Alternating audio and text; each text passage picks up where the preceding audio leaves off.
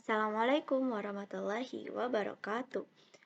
Perkenalkan, nama saya Nabila Sofia Marwah dengan NIM 22070004. Di sini, saya akan menjelaskan mengenai disonansi moral anak yang belum diajarkan sholat oleh orang tuanya. Sebelumnya, kita akan membahas mengenai hakikat moral. Tokoh yang terkenal pada hakikat moral ini adalah Thomas Likona. Menurut Thomas Likona, moral berkaitan dengan yang namanya pendidikan karakter.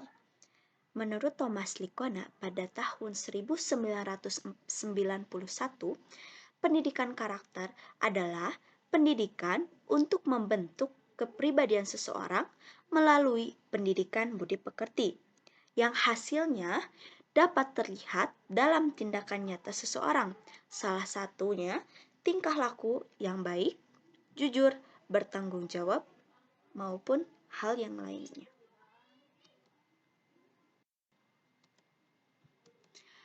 Pada aspek moral dan nilai-nilai agama itu sendiri, menurut usia 3-4 tahun, biasanya anak dapat meniru gerakan ibadah secara sederhana. Nah, pada anak usia 5-6 tahun, anak mampu melakukan ibadah dan perilaku keagamaan secara berurutan serta mulai belajar membedakan perilaku baik dan buruk. Secara umum, dalam diri manusia ini terdapat yang namanya tenaga dalam, di mana tenaga dalam ini memberikan pengaruh untuk melakukan berbagai kegiatan atau aktivitas, baik positif maupun negatif. Nah, dalam tenaga dalam ini terdapat beberapa bagian, yaitu yang pertama ada yang namanya id. Id ini adalah sebuah dorongan untuk mendahulukan mencapai kenikmatan dan nafsu belaka, walaupun harus mengobarkan akal sehat dan nurani. Nah, yang kedua ada yang namanya ego. Ego ini adalah sebuah dorongan untuk menyeimbangkan kemauan dari id, di mana mencoba mengarahkan pada kenyataan hidup dan pengalaman hidup. Nah, yang ketiga ada yang namanya superego, di mana superego ini adalah alat kontrol terhadap seluruh dorongan, di mana berasal dari ajaran agama, moral, atau norma yang diterima manusia. Jadi, alat kontrolnya itu adalah berasal dari ajaran agama, moral, atau norma yang diterima oleh manusia itu sendiri. Ilustrasinya seperti ini. Ketika anak usia taman kanak-kanak diajak untuk sholat bersama oleh ibunya, ia tetap ingin bermain dan tidak perlu sholat. Nah, ini yang dimaksud dengan id, di mana id ini anak tersebut ingin bermain dan tidak perlu sholat menurut kemauannya. Kemudian, ibu menasihatinya dengan mengutip ucapan ibu guru di TK, bahwa kita harus membiasakan diri sholat agar Allah menyayangi kita. Nah, hal ini yang disebut dengan superego, di mana superego ini adalah sebuah alat kontrol atau hal-hal yang mengontrol kita untuk tidak mendapatkan semua dorongan dari id. Nah, hal ini karena berasal dari ajaran atau moral yang diterima karena ibu menasehati. Nah, lalu anak tersebut melihat bahwa teman-teman sebayanya sudah mulai tahu dan belajar sholat, hanya dia sendiri yang belum terbiasa. Nah, hal ini yang dimaksud dengan ego, di mana ego ini adalah sebuah dorongan untuk menyeimbangkan antara kemauannya tadi, tidak ingin sholat, tetap ingin bermain, dan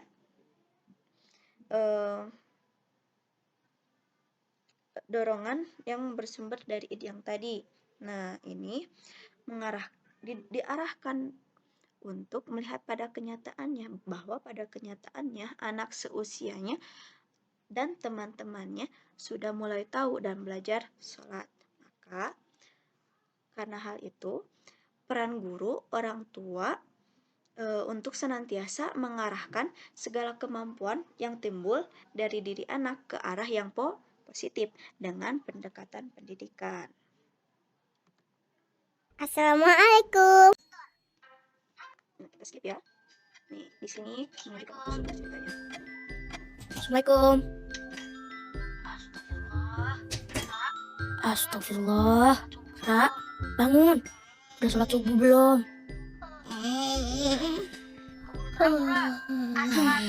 Keburu terang tuh, Ra. As-sholatu khairum minan naum.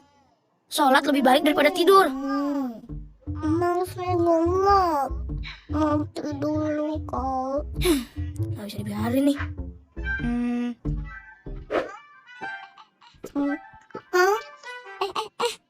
Kok hujan sih? Aduh, kirain mimpi hujan. Taunya hujan beneran ya, sampai basah. Apa gentengnya bocor ya? Alhamdulillah, anak Uma udah pada bangun. Kalian lagi pada ngapain sih? Rara, udah sholat subuh. Oh, belum, Mama. Kenapa basah begitu mukanya? Nisa, ayo siap-siap sarapan. Iya, Uma. Loh, kok Kanusa di sini sih? Jadi Kanusa siramin air ke muka Rara ya? Itu tadi hujan buatan, Ra. Biar kamu Oh. bangun sholat. Ih, basah tahu. Udah. Ayo jangan bercanda. Rara, cepetan sholat. Nanti waktu subuhnya keburu habis loh. Oh, Ma. Kan Rara belum umur 7 tahun, boleh nggak sholat? Kata siapa nggak sholat nggak apa-apa, Ra? Ngarang kamu. Ngarang. Iya, Rara tahu kok. Kanusa yang paling rajin sholat deh. Yeay. Sholat itu bukan masalah rajin, Ra. Tapi wajib. Kalau Rara dari kecil udah terbiasa sholat, insya Allah kalau nanti udah besar tidak akan meninggalkan sholat. Amalan yang pertama kali dihisap kan sholat wajib, Ra. Oh, Iya. Terus sholat sunnah juga bisa melengkapi sholat wajib kita yang kurang sempurna kan, Uma? Betul, Nusa. Amalan sunnah bisa menyempurnakan amalan yang wajib. Sebentar lagi matahari terbit tuh. Rara jangan sampai meninggalkan sholat. iya. Karena hukumnya... Rara mau sholat sekarang. Nah, gitu dong. Cakep. Uma, kita berangkat dulu ya. Iya, sayang. Assalamualaikum. Waalaikumsalam. Hati-hati ya. Uma, terima kasih ya udah bangunin Rara untuk sholat. Yang bangunin kan tadi Kak Nusa. Tandanya Kak Nusa sayang sama Rara.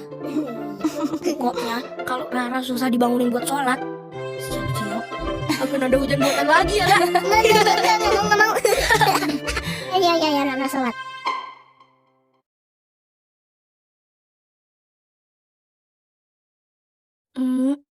Ya.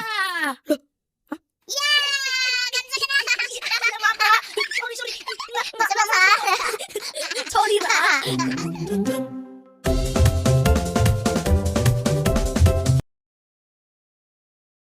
Lihat dari video tersebut bahwa Rara ini tidak ingin sholat karena mengantuk, tapi kakaknya Nusa memberitahu bahwa as-sholatu minan naum, bahwa sholat itu lebih baik daripada tidur. Nah, hal ini menunjukkan bahwa Rara ini masih mendapat dorongan dari idnya, yaitu ingin tidur, dan diberitahukan oleh kakaknya Nusa.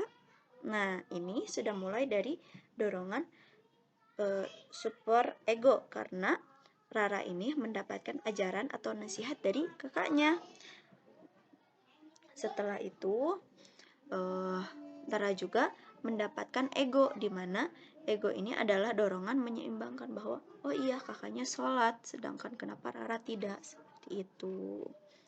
Nah, lanjut. Setelah tadi membahas mengenai moral, kita membahas mengenai apa itu disonansi moral. Nah, disonansi moral ini adalah sebuah penekanan atau menekankan pada pengurangan atau penurunan gema atau getar ajaran, nilai, moral, dan moral yang ada pada diri sendiri. Disonansi ini memiliki kebalikan, yaitu resonansi.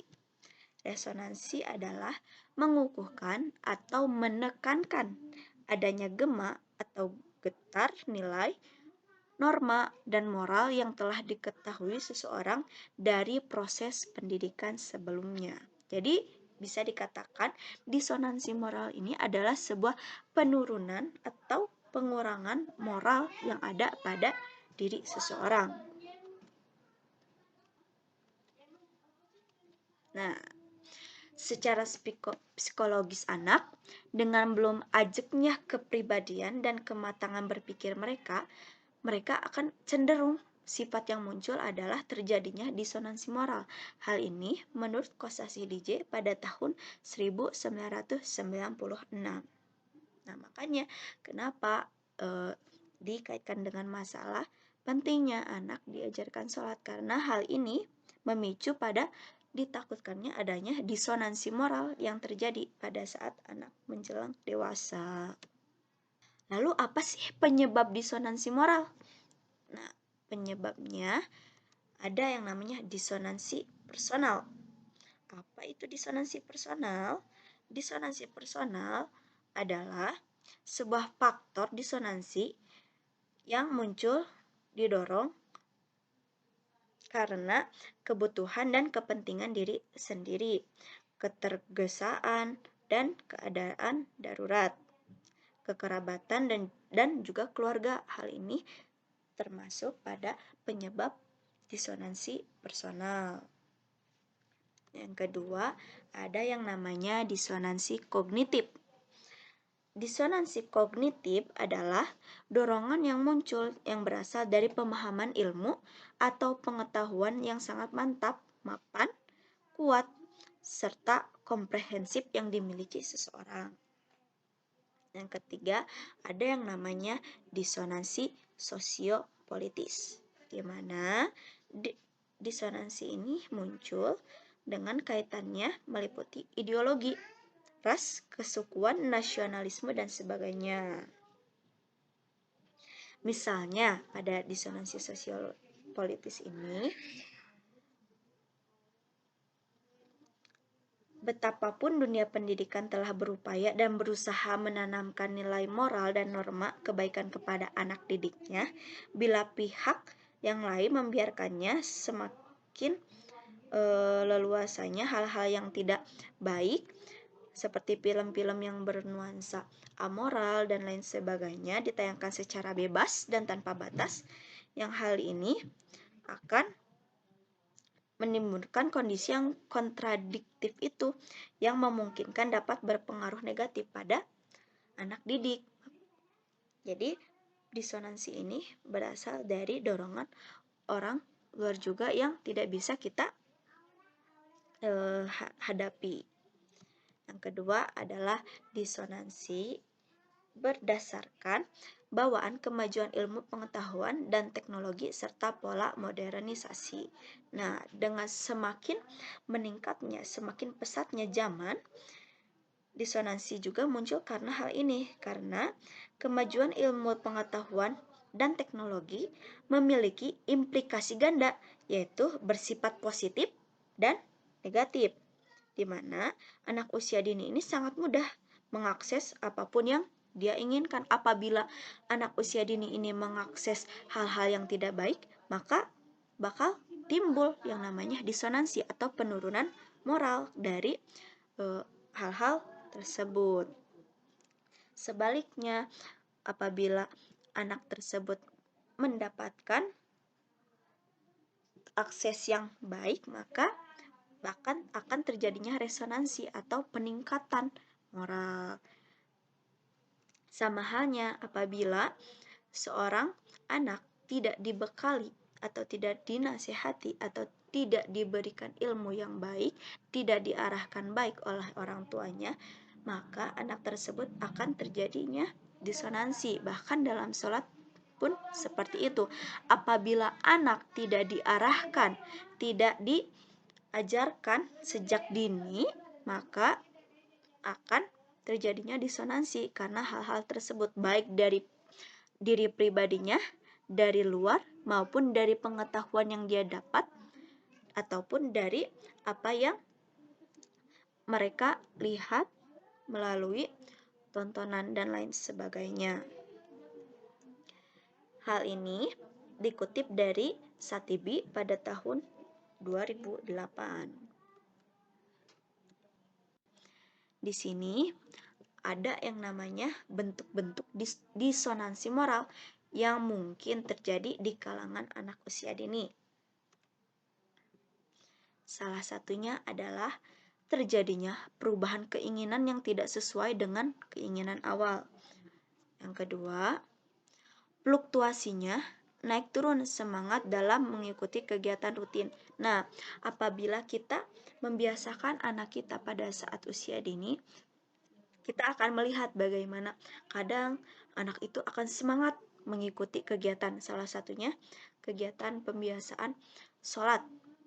Anak akan semangat pada saat fluktuasinya sedang naik dan juga akan kehilangan semangatnya atau mungkin tidak mood untuk mengikuti kegiatan tersebut. Nah, hal ini juga apabila tidak didorong dengan baik, maka akan muncul disonansi moral.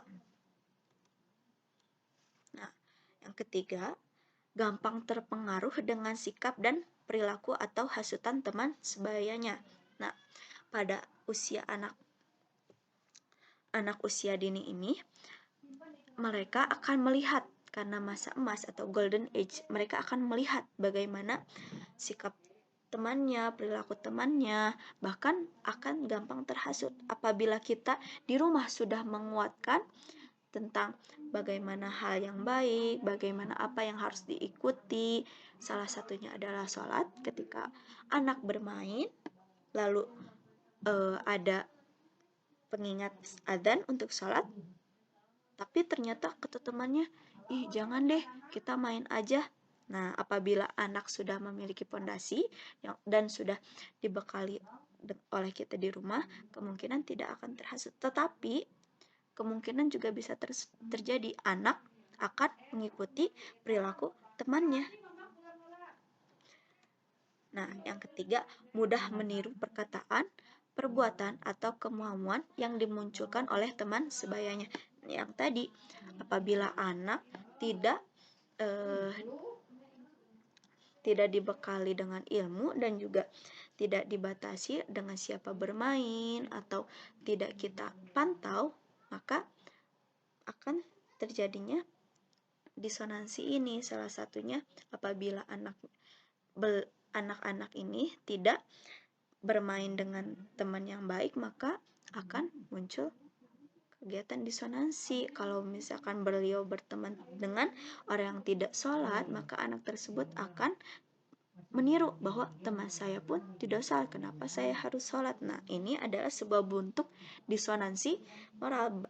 Makanya pentingnya ajaran atau kita memberikan pondasi kepada anak untuk bisa memilah mana yang baik dan yang buruk. Nah, yang terakhir adalah belum dapat diharapkan mampu bersikap konsisten dalam bersikap. Betul. Nah, anak usia dini ini masih perlu dikuatkan, perlu pembiasaan untuk mampu bersikap konsisten. Kita saja yang sudah dewasa terkadang bisa muncul sikap tidak konsisten, apalagi anak kecil yang masih perlu bimbingan, perlu dorongan yang baik agar bisa bersikap konsisten dan bersikap baik. Upaya penanggulangan. Nah, menurut Ulwan dalam Gunarti menguraikan 5 metode yang dapat dikembangkan untuk mempersiapkan anak agar anak mencapai kematangan dalam nilai agama, spiritualitas, dan moral. Yang pertama adalah pendidikan keteladanan, di mana pendidikan keteladanan ini adalah pendidikan yang sangat penting untuk anak, karena seorang anak akan melihat bagaimana orang tuanya dan juga akan meniru apa yang dilakukan oleh orang tuanya. Maka berikanlah teladan yang baik untuk anak agar anak bisa meniru hal yang baik pula. Tak hanya itu, hindari atau meminimalisasi anak untuk mengetahui perbuatan keji dan buruk secara langsung. Yang kedua adalah pendidikan dengan pembiasaan. Pembiasaan bagi seorang anak adalah hal yang penting karena pembiasaan-pembiasaan ini adalah yang akan membentuk anak untuk bagaimana bersikap. Salah satunya apabila pembiasaan-pembiasaan yang dilakukan ini adalah pembiasaan positif, maka anak pun akan mendapatkan pendidikan yang baik. Tak hanya itu, pembiasaan juga merupakan perwujudan praktik nilai-nilai keagamaan melalui kegiatan rutin sehari-hari dan biasakan anak melakukan aktivitas terprogram untuk memenuhi seluruh aspek perkembangannya. Salah satunya adalah pembiasaan mengenalkan anak sholat. Kedua, pendidikan dengan nasihat, di mana pendidikan ini yaitu memberikan arahan agar anak tidak mendapatkan atau tidak mengalami yang namanya disonansi moral. Lalu pendidikan dengan memberi perhatian, di mana kenalkan anak dengan aturan hidup yang bernuansa moral dan nilai-nilai agama seperti kewajiban melaksanakan sembahyang atau sholat. Yang terakhir adalah libatkan anak pada aktivitas moralis dan agamis bersama orang dewasa.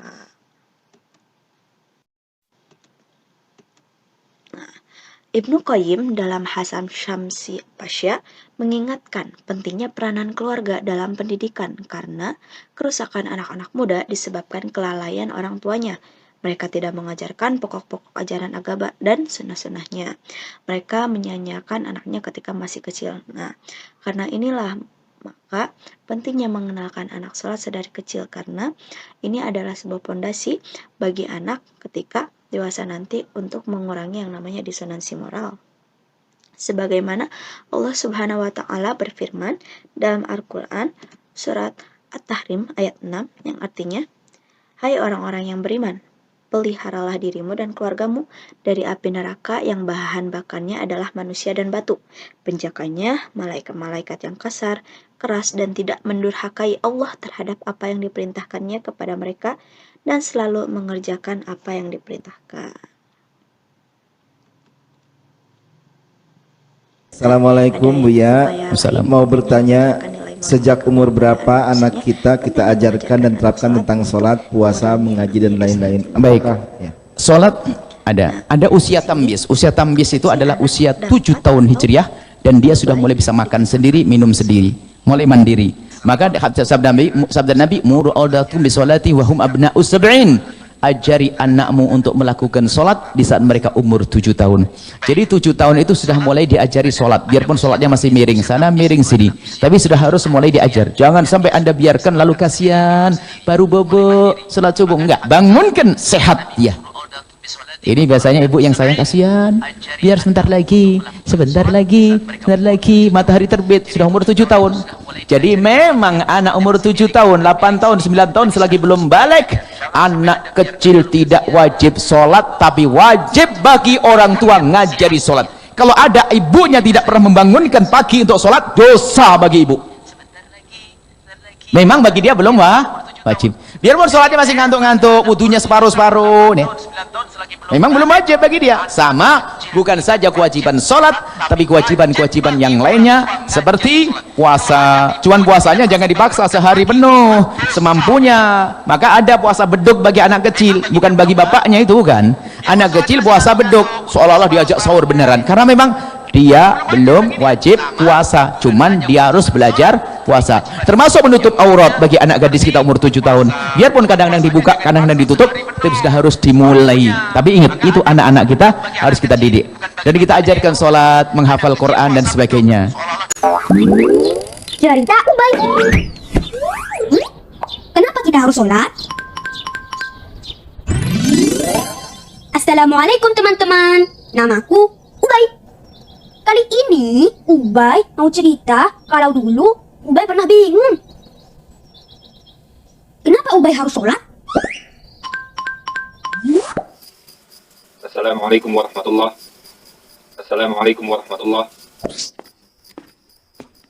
Alhamdulillah, Ubay baru selesai sholat maghrib di masjid sama Abi. Assalamualaikum. Waalaikumsalam. Ubay dan Abi sholatnya di masjid. Umi sholat di rumah. Ubay, baca Al-Quran dulu ya sayang. Iya, Mi.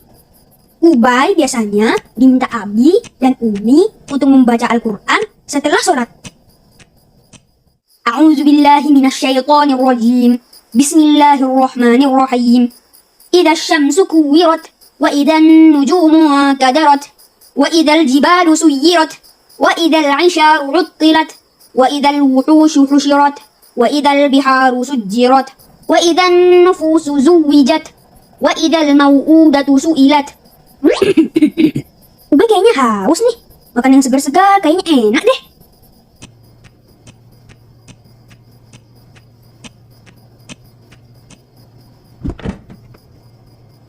Sebenarnya nih, Ubay dari tadi mikir. Kenapa ya kita harus sholat? Harus puasa? Harus baca Al-Quran?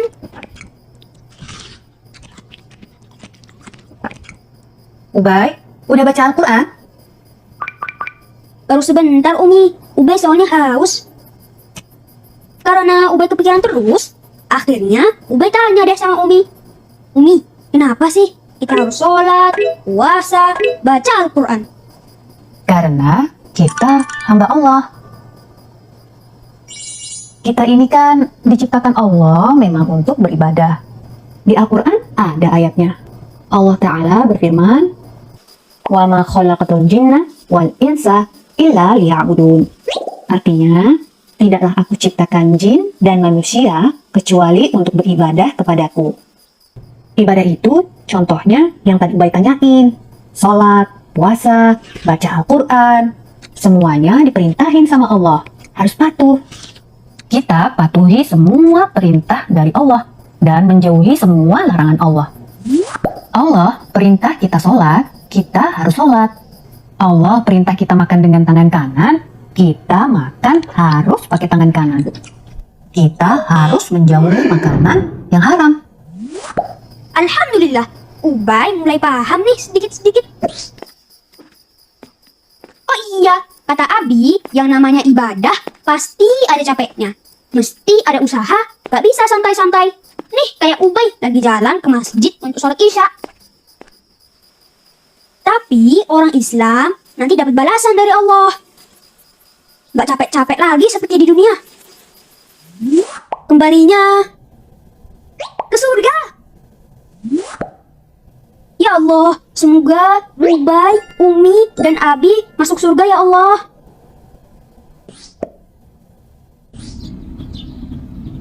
Nah teman-teman, itu dulu ya cerita dari Ubay. Semoga bisa ketemu Ubay lagi ya di lain kesempatan. Wassalamualaikum warahmatullahi wabarakatuh.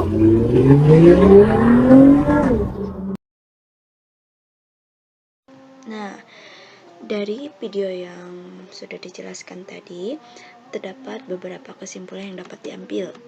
Pertama, pentingnya mengajarkan anak sholat sebagai upaya penanggulangan disonansi moral.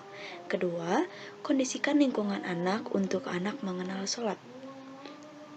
Yang terakhir, lakukan pembiasaan-pembiasaan positif yang melibatkan anak mengenal pentingnya ibadah sholat sejak dini sebagai fondasi agar anak mengenal wajibnya ibadah sholat dan sunnah. Nah, ini ada beberapa referensi yang dijadikan sumber. Terima kasih. Wassalamualaikum warahmatullahi wabarakatuh.